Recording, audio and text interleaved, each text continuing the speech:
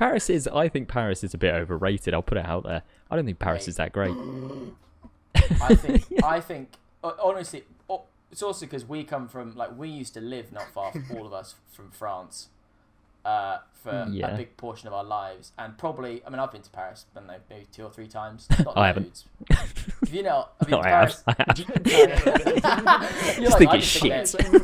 I think it's shit. I've never been, but probably crap. I think it's maybe I've not been to the right parts, but I also get that feeling where I'm like, this feels like it's slightly overrated. It's really ratty, like in a sense that there's a lot of rats, not in a sense that the people are, well, they're French, but it's a joke. So, it's a joke. Say une joke. So like, I think it's yeah. Go on. I don't get why it's like, isn't it like the most touristy city in the entire world? I don't know. But, I have no idea, but it might be up there. I mean, it's got in terms of attractions, I mean, you got like Eiffel Tower, The Louvre, Arc de Triomphe, Louvre. You know, there's a lot of cool stuff there to go and look at. Yeah. Did you know there's an actual not a condition, but there's a state of being which is based on, and it's called like, damn, I can't remember exactly what it's called, but it's based off when people when people go and see the Eiffel Tower and they're really underwhelmed by it. It's such a massive thing. Yeah, have a look for it. See if you can find it. But it's like a real thing where like people from like Asian countries and like America that are, you know, rarely visit kind of Europe will go to the Eiffel Tower and be so disappointed by it and underwhelmed that they'll be in like a physical. Yeah. Spend your entire time working in. Is that what it's called? Walmart. It's called Paris syndrome. French syndrome de Paris. It's got the Japanese for some reason. Paris Shokogun. It's pronounced sushi. Oh, actually. Alright, cunt. It's a sense of disappointment exhibited by some individuals when visiting Paris who feel that the city was not what they had expected. There you go. So, does it apply widely to like? Oh my god! Okay, so here we go. So there's a number of psychiatric symptoms such as acute delusional states, hallucinations, feelings of persecution, so like perceptions of being a victim of prejudice, aggression, and hostility from others, derealization, depersonalization, anxiety, and also psychosomatic manifestations such as dizziness, tachycardia, sweating, and others such as vomiting. Fucking told you. Imagine some place being told it's so good, and then you go there and it's so bad that they have a fucking syndrome for it. Can you imagine rocking up to the Eiffel Tower and just being like...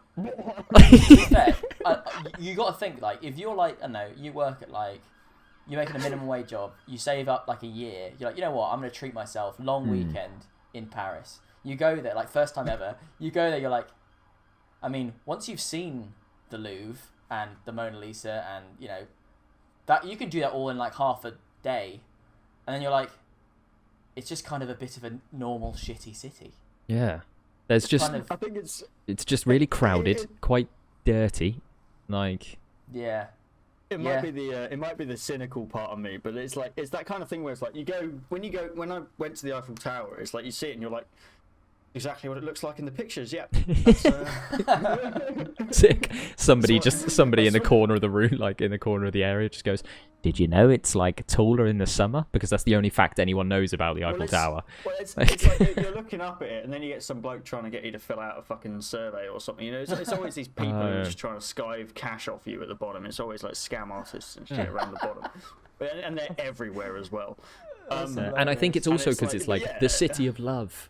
It's this big romantic place because the food's really nice. Do you know what it is? Fair enough, food is great. It's but that Parisians, and I guess France in general, really good at marketing. They're you know, it's been sold as, you know, the most romantic. They sold us with tall towers and bushy vaginas. And that is what you said when you tapped your ticket in Gatwick Airport. I'm here for the bush. I'm here for the bushy vaginas. Also, just going back to this Paris syndrome thing, so I was reading a bit more because there's a history tab, and you know I've got to click that, right? You gotta. So this is why the Japanese name is there. It's because it was a Japanese psychiatrist who coined the term in the 1980s, right? So the BBC reported in 2006 the Japanese embassy in Paris had a 24-hour hotline for those suffering from severe culture shock. Wait. Is that slightly different? Is that because French culture is so different to Japanese, or because they think it's so shit? I don't think it's specifically the Eiffel Tower. I think reading this, what it seems like is there's been quite a few Japanese tourists who've gone to Paris, had like this syndrome thing, and then just like lost it. Basically. To be fair, if you think about it, that kind of makes sense because Japan's already kind of a cool place. 1998 of a Japanese patient who had manic depression who experienced Paris syndrome. This is quite a bad thing. Actually, imagine that though. Like you take the whole family. All the kids are puking, looking at the Eiffel Tower. And if you're not puking, like your life is like changed. There's one kid who's like, "This is what I expected." Yeah, the one kid is like, "Yeah, it's just a tall tower, isn't it?" Yeah, we got loads of those. We've actually got a replica in Tokyo that's bigger than it. Yeah, it's just bizarre. I wonder why that is. Yeah. It must be just because it's shit. So different to Paris. Also, because it's labelled as being amazing, but it's not amazing. James is like, fuck the Paris Tourist Board.